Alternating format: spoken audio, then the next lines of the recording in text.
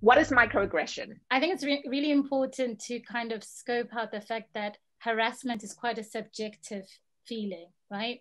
It's where someone feels intimidated, where they feel there's unwanted behavior and makes them feel some kind of way. When you talk about microaggressions, a lot of people or a lot of employers will say, well, it was just banter, for example.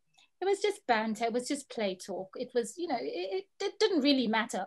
Or a common defense is, they laughed, they clearly enjoyed it. I don't know what you're talking about.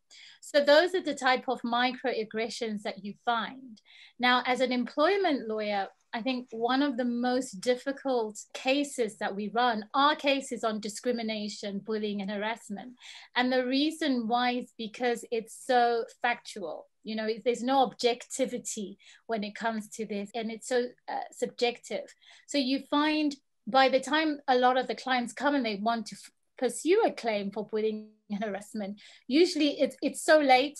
They've suffered for years and years, and they actually have no evidence of it. And they've got no witnesses because they've been dying inside, as Paul has said, that I ended up being signed off, or, I suffered for years. A lot of people are suffering in silence.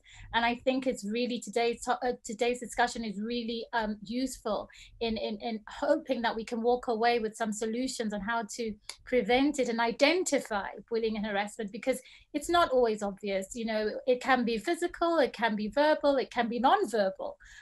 So there's a whole range and different types of harassment and bullying.